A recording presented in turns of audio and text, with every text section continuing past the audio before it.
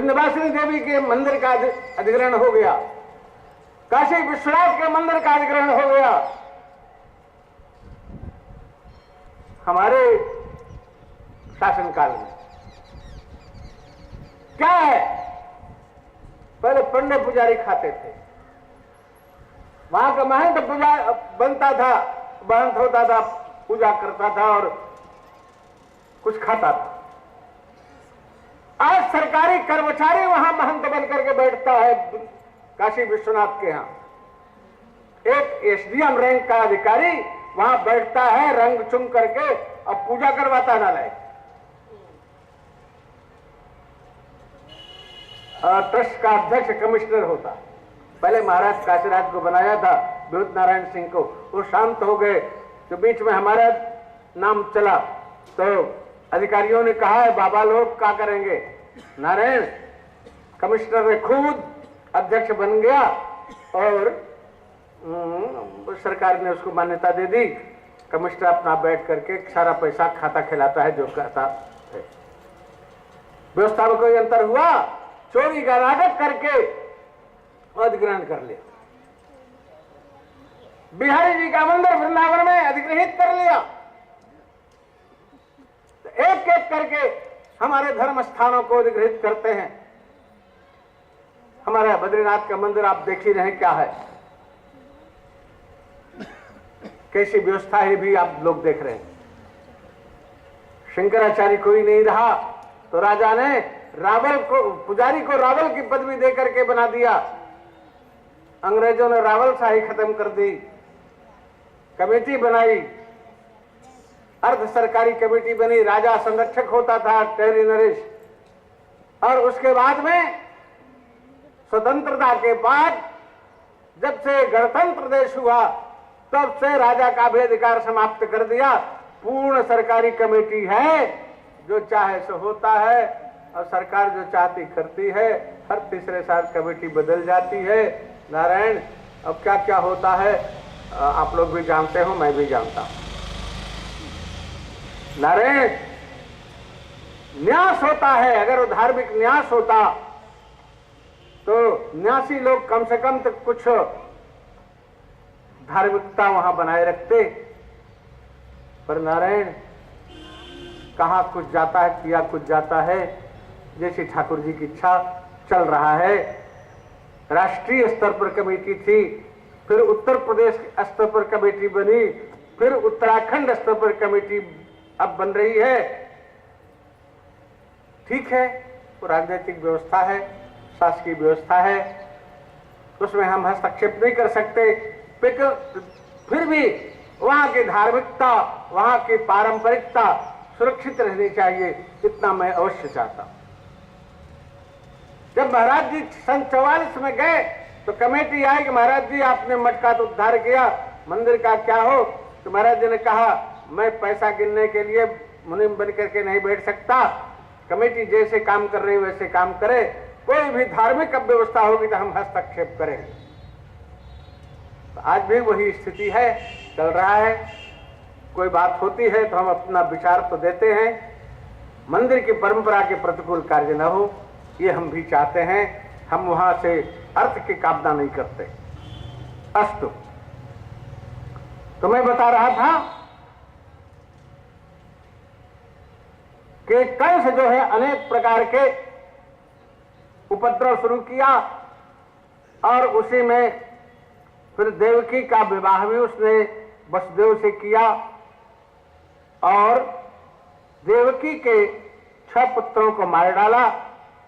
7वें पुत्र के रूप में नारायण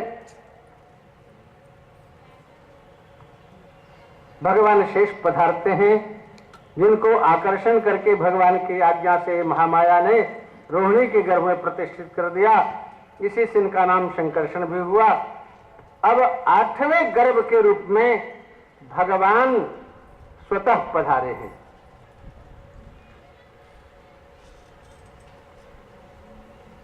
रह जो अभी अगर प्रकट हो जाएंगे तो आप उत्सव कैसे मनाएंगे? हाँ जी, अभी नहीं प्रकट करेंगे हम। देवकी भगवान को अष्टम गर्भ के रूप में प्राप्त करके बहुत सुशोभित हो रही।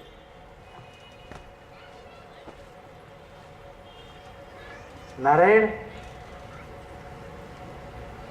व्यास जी लिखते सुशोभित तो हो रही, लेकिन उसकी शोभा बाहर प्रस्फुटित नहीं हो पा रही।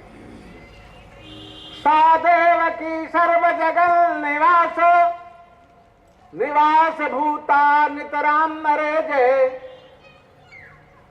भोजेंद्र गेहे निशिखे वरुद्धा सरस्वती ज्ञान खले जथा सती। वह देवकी कारागार में आज जो भगवान जगत निवास है, सारा जगत जिसमें निवास करता है, वो भगवान उसके भीतर निवास कर रहे हैं, लेकिन अच्छी तरह से सुशोभित नहीं हो रही है। कैसे? जैसे तैसे। जैसे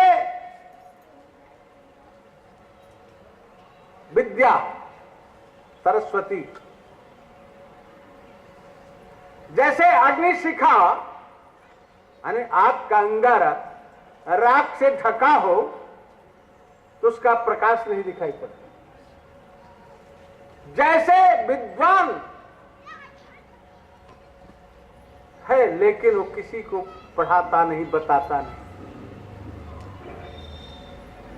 उसको ज्ञान खल कहते हैं। ज्ञान होते हुए भी खल है, दुष्ट है, तो अपनी विद्या का प्रकाशन नहीं करता है। ये जान जाएंगे हो, आत्म तत्व का विवेचन नहीं करता है कि भगत जी भी जान जाएंगे, आत्मानुभूति कर लेंगे, तो मैं क्या करूंगा बैठ करके सिंहासन पर। हे भगवान, उसको ज्ञान खल कहते हैं। जैसे ज्ञान खल के द्वारा सरस्वती नहीं प्रकाशित होती है, वैसे अग्नि की शिखा की तरह ढकी हुई द्रौपदी देवकी भी कारागार में बंद है, प्रकाशित नहीं हो रही है। भगवान का तेज उसमें विद्यमान है, फिर भी प्रकाशित नहीं हो रही। ये हो, कंस भी आता है, वह भी देखता है देवकी, वो भी कहता है आहेश में प्राण हरो हरिर गुहाम, मेरा प्राण हरण करने वाला हरि इस गर्भ गुहा में विद्यमान है। जानता है, देखता है, समझता है और कहता है कि पूरा ना खड़ू ईदृशी। पहले देवकी ऐसी नहीं लगती थी जैसे अब लग रही है, पूरा ना खड़ू ईदृशी। वो कौन का था? वो चाणूर कहता तो मार डालना, क्या बात है? अरे नहीं नहीं, छोटी बहन है, गर्भवती है, मारने से अबजस होगा। अब इसको नाले को सद्बुद्धि आ रही, भगवान के सामने उपस्थित है तो सद्बुद्धि है, नहीं नहीं मारना ठीक नहीं।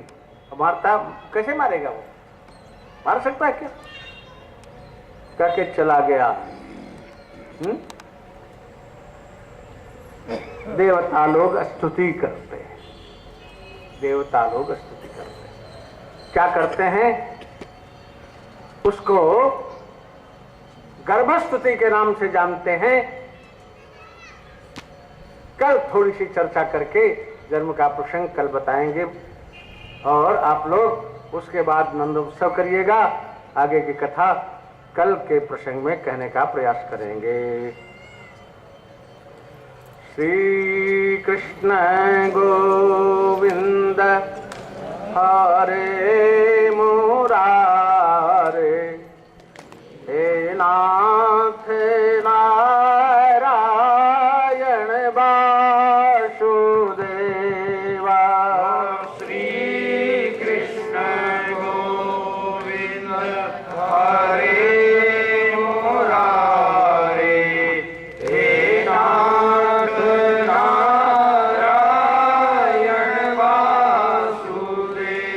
वासुदेवा।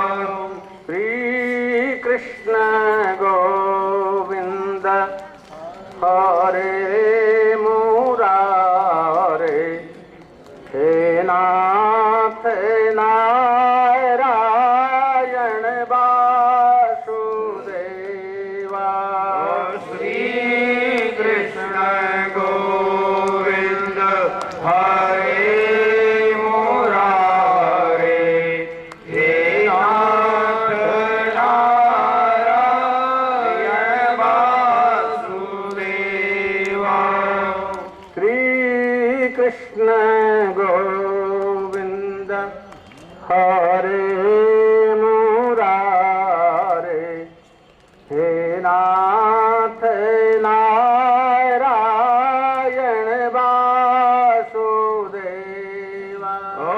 श्री कृष्ण गोविंद हरे मुरारे हे नाथ नारायण वासुदेवा। श्री कृष्ण गोविंद हरे मुरारे हे नाथ